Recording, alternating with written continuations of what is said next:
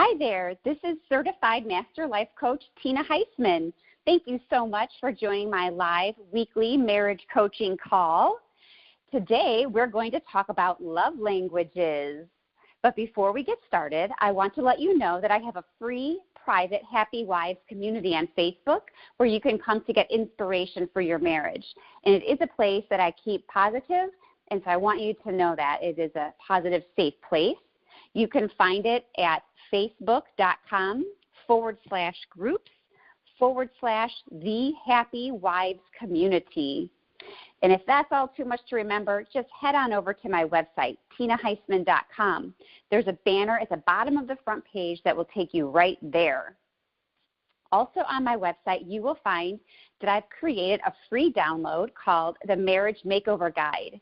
It's a guide that will help you make over your marriage step by step into a happier, more joyful, peaceful place.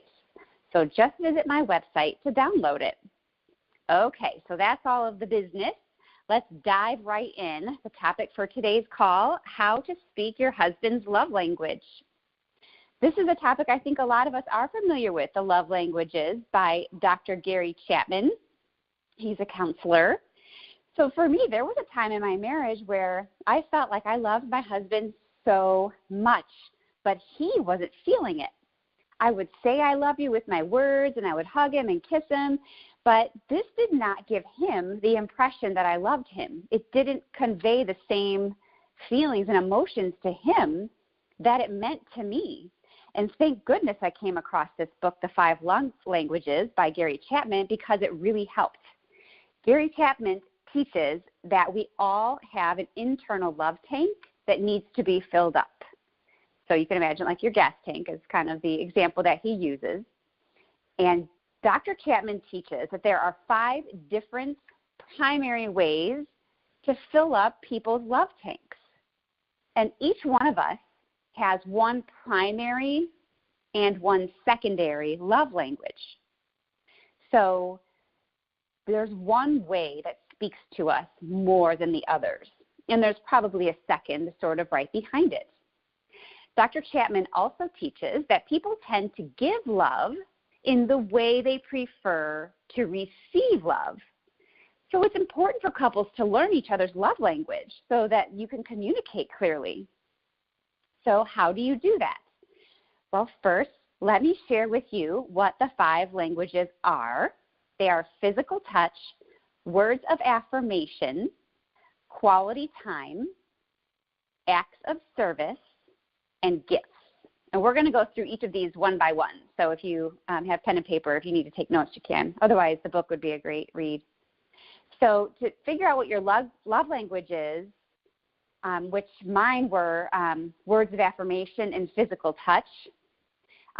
So first look at yourself before you worry about your spouse. Say, how do I like to receive love? And look at all of these different options. And for me, definitely physical touch, hugging and kissing, and then also words of affirmation, getting compliments and, just encouragement, with words that you're going in the right direction. So the first is figure out what your love language is, and because that's probably how you're giving love to those in your life, even your kids. And so to figure out your husband's love language, observe how he gives you love. Is he always buying you little gifts? Does he always do nice little things for you? Or is he very touchy-feely, and huggy and all of that and kissy? So those are clues to what he needs from you. So that's step number 1 for your husband is to watch how he gives love. But you can also listen to his complaints. If he says something like, you're always so hard on me, or you don't spend enough time with me, those are clues to what his love language is, okay? And the website, 5lovelanguages.com, has a great simple test that will help you determine the love languages. And so this would be something great for you and your husband to do together, to take the little quiz and find out which languages that you guys are. It's a great way to open up the door to communication in your marriage. And I'm telling you guys, this is one of those things that has absolutely, literally saved marriages. Think about it. You're trying so hard to give love, but your husband's not getting the message. He's trying in his own way. You're not getting the message. A simple tweak, like changing how you give him love, can make all the difference in the world. And if he will do the same for you, you're going to be a much happier couple. Now, I have heard Dr. Chapman speak live on this topic, and it is so awesome and so exciting. And I think it's one of the places that I send people to when they come to me for help in their relationship, because this communication barrier could create more problems than are even anywhere near necessary. So I thought we would take a few minutes and go through the love languages one by one so you can get an idea of what they are and how to use them. So the first one we're going to talk about is quality time. If someone's language is quality time, they want your undivided attention. And so now if your husband's language is quality time, he is going to want to do something with you side by side, like recreational.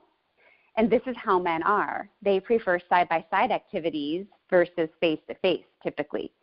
So your husband might want to go walking with you, fishing or skiing, or he might want you to sit by him when he's watching football on the couch. And I know we all, not all of us, but some of us may not necessarily want to sit there for an entire football game, especially if there's not a ton of conversation going on. But for some men, especially if they're quality time, that's really bonding to them. And you might not feel it, but by honoring your husband's request for that, you're showing him love. And that is something that's going to build a lot of goodwill in your relationship. So keep that in mind if your husband's love language is quality time. Now, the next one we're going to talk about is words of affirmation. Words of affirmation are verbal compliments or words of appreciation. Many men like this one. And I think that we should use it always anyway for our men. But words of affirmation, here are a few that I've used with my husband, and this one's for real. You look like you just walked off the front page of a GQ magazine. Or, I love how you handled that situation with the kids. Or, thank you so much for taking out the trash. Or, you always make me laugh. Any kind of a compliment that you can give your husband. It's really good to notice and acknowledge the little things as well as the more obvious things, and give thanks for those everyday routine things that are usually taken for granted, like for taking out the trash. I'm serious about that. That is something that we should be grateful for. And you know what is another big one is thank you for going to work for our family if your husband happens to be the breadwinner of your family, right? Letting him know that you really appreciate that. Why are we taking that for granted? I think we forget sometimes. So using your words of affirmation can really fill your husband's love tank if that's his love language. And there's a lot of different ways that you can do it. You could verbalize your appreciation face-to-face. You could send him a text message, maybe just let him know that you're thinking of him. You could send him an email, and maybe tell him how much you enjoyed spending time with him over the weekend. You could maybe put a little love note in his, work bag or his lunchbox or somewhere where he'll come across it on his pillow or something. Or you could take some time and write a handwritten letter, just expressing genuine, heartfelt love and admiration. And, of course, there's always greeting cards that you could get him a card and put a personal message in there. That would probably really mean a lot to him, right? So those are some ideas for words of affirmation, if that happens to be your husband's love language. The next language we'll talk about is receiving gifts. Well, who doesn't love gifts? I know I do. But for some men and some women, gifts are tangible, visible symbols of love. And for some of us, this love language speaks the loudest. A gift is something your husband can hold in his hand. I've got to tell you, girls, this is something that I was missing. You guys, the funniest thing, like every time, this was when my kids were much younger, but every time when I would come home from the store, my husband would say, "What'd you buy me?" And I would always reply like, "Nothing." And I didn't buy anything for me either, just the kids. You know how that goes, right? We're just constantly spending all of our money on the kids. And so it was just this playful banter, I thought, going back and forth until I learned about the love languages. And it all came together for me. Oh my gosh, gifts is totally his love language. No wonder he was always asking me every time I came back from the store if I got him something. I thought he was just messing with me. So now when I go to the store, I almost always try to buy him something little. Just yesterday, I bought him those candy corn Halloween candies. I absolutely hate those things. They're disgusting. I would never bring them into my house except that my husband loves them. So that's just something little, like when you go to the grocery store that says to your husband, I was thinking of you and only you. And on little treats like that, I don't give the kids or myself, which in this case is not a problem because I hate those things, but we stay away from those special things that I buy for him. So it could be beef jerky, or he loves hot and spicy things. So, I like to help him try, new and different things. So that is one way that you can use gifts. You can always also do something big. And so 2 years ago on Father's Day, I wanted to surprise him big.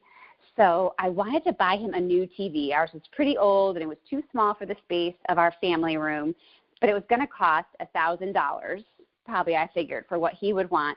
And so I was trying to save, money on the side and from my work and things like that. And it came when it was almost time to give him the gift, but I didn't quite have enough money yet. And so I went to my kids with the idea and what I was trying to do, and they eagerly jumped in to donate money from their own funds. And then my daughter decided to help earn the money. She made flyers and offered her baking business to make cookies for the neighbors. And on the flyer, she told them that she was trying to earn money for a Father's Day gift for her dad. And boy, did that get the heartstrings of the neighbors pulled. She sold cookies to, I think, 3 of our neighbors, and that helped earn money. And it was so cute. So it was a family affair then, this gift, right?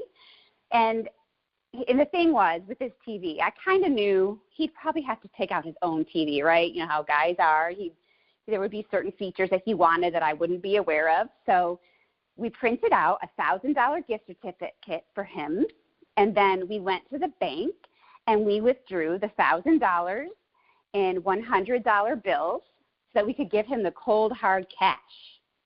And I have to tell you, girls, this is one of the most loved times I think my husband has ever felt. Like, I wish I could show you, like, his face and just his body language and the surprise and the shock when he opened this and saw, like, there was actually $1,000 there. And he literally said, oh, my gosh, I don't think anyone has ever given me, like, such a nice gift like this before. He was so happy. And it was just such a wonderful moment and memory for our family. And so if your husband's love language is gifts, remember, you can think big or you can think small, but you'll want to try to include that love language for him often. So moving right along, our next love language is acts of service. I find this is a popular one for the ladies, but the guys also do appreciate acts of service, and my husband most certainly does. So acts of service is doing things that you know your spouse would like you to do. This is where we seek to please our husband by serving him, and it's a way of expressing our love for him by doing things for him. In this love language, actions speak louder than words. So this is something that I probably would have loved to have known back in my 20s and 30s.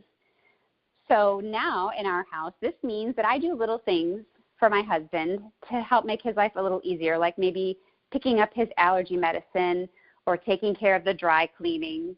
And actually last summer, the kids and I went on a mission of watering the outside plants for him because, again, clues, ding, ding, ding, ding. He would come home every day and say, did anyone water the plants? And we were always like, no, we didn't. And kind of in my head, really, I was like, well, isn't that your job? Like, he's the one who bought them and planted them. Granted, he did it for me, so I would be happy. But he tends to take care of the outside, and I tend to take care of the inside. So I really wasn't thinking about it. But the one day it just hit me. I'm like, oh, my gosh, he's asking this question every single day. He must want someone else to water the plants. So the kids and I caught on, and we started taking turns, the three of us, watering the plants. And I can tell you it made such a big difference when Paul would come home from work and he would say, yes, the plants are watered. And I know a friend of mine had a similar instance. She told us she had 3 young children, and I'm talking like 2 and 3 years old. They were little, and there were 2 of them were twins, and then the other one was just a little bit older. And so her husband was complaining every day when he would come into the house after work. He had to trip over all of their shoes to get in the door. And at first, she took this as annoying, like, what? I'm handling 3 small children, 3 years and under. Why is that such a big deal? And it was kind of a fight, you know what I mean? Like, it would make him grumpy the moment he walked in the door that these shoes were in the way. And when she learned about the love languages, she decided to move the shoes for him. Like, she made it a point every day to move the shoes out of the way, and she noticed that he even thanked her for it. He noticed, he appreciated it, and it made their evenings start out more smoothly than if he walked in the door already angry because he was tripping over shoes, right? And so I know from your perspective as a wife, it's very easy to think, and I am absolutely guilty of this, I'm here taking care of myself and the kids, and all you're taking care of is you. Why is this such a big deal? Why can't you move the shoes when you walk in the door? But ladies, if something small like that speaks such love to our husband, then it would be worth it to do it. It really would be. And it would be worth it because it makes him happier. And that, in turn, ladies, is going to make you happier because when they're less grumpy, they're much more fun to be around. And then they're more willing to take our positive energy on and give us love in return in the way we want to receive it. So it really does come full circle. It's just sometimes we have to get out of our old ways of thinking and have a bigger mind about it, okay? All right. So the next love language is physical touch. So this one's pretty self-explanatory, right? But it's actually important to know that physical touch really means much more than just sex. Physical touch is holding hands, it's kissing, it's hugging, but it's also just sitting close to each other, maybe touching your spouse as you walk through the room, or touching each other when you come home from being gone from the house, and then when you're leaving the house, greetings, before work and after work. Even silly things like smacks on the butt. And Dr. Chapman talks about in his book, even like wrestling. And I'm meaning this like your husband might wrestle with your boys. Like if you have some boys, and maybe if his love language is physical touch, you'll notice he's kind of, with the kids, like rough, and active and playing and all that stuff. Well, that's part of the love language of physical touch. It's part of being close. And for me, what's really funny is I absolutely hate being tickled, but I like tickling my kids is something that I used to do a lot and a lot more often. And that was a big part of my growing up too, actually. But my kids don't really like it. And, well, who likes it? I love tickling someone, but I do not like to be tickled. Excuse me. But I am a physical touch girl. So the funny thing for me was that Paul is not. And so remember in the beginning of our call, I said it was hard for me to understand that my hugs did not make him feel loved. But I came to learn and understand that made me feel loved, and that felt good to me. And so now when I go in for a hug, it's, of course they do mean something, but mostly it means something for me. So physical touch is really important in every marriage. Number one, because our men do need sex. And so do you, by the way. Women, we do. But it's not only because of that, but it's because there are actually numerous research projects that have proven the need for physical touch. And there's a whole body of research that suggests that to get like this release of oxytocin, your hug should last about 10 seconds. So that's a little extra little side tidbit there. I don't know if that's in Dr. Chapman's book or not, but that's something I've come across over the years. And here's the other thing, is that research is pinpointing on this number of 8 hugs per day being ideal in your life, not just from your husband, that we all need 8 hugs a day. It has health benefits, literally helping keep you healthier, to keep that oxytocin flowing and giving hugs. You could even give them to your pets. But it also has social bonding benefits too, hugging your friends and hugging your husband. So that is my wisdom for today on hugging. So important. So get out there and hug some people today. So we're wrapping up now. This is about the end of my part. So I just want to remind you to remember the advice of Dr. Chapman. You want to try to speak your husband's primary love language most often, but always sprinkle in the others too. It's a really well-rounded approach to showing that you love your spouse. Also, these things work with your children. So I think there is a quiz for children online too, and there's a whole separate book for children. But start with your husband and take it from there and see how it goes. Okay? So that's the end of my formal content for today. And I want to remind you that I have created a free marriage makeover to help you fix any challenges that you have in your marriage. You can download it on my website, tinaheisman.com. And don't forget to meet me over in the Happy Wives community on Facebook. And of course, I offer one-on-one marriage coaching for women, so stop by my website to learn more if you need help on this topic. Okay, ladies, thank you so much. Have a wonderful week.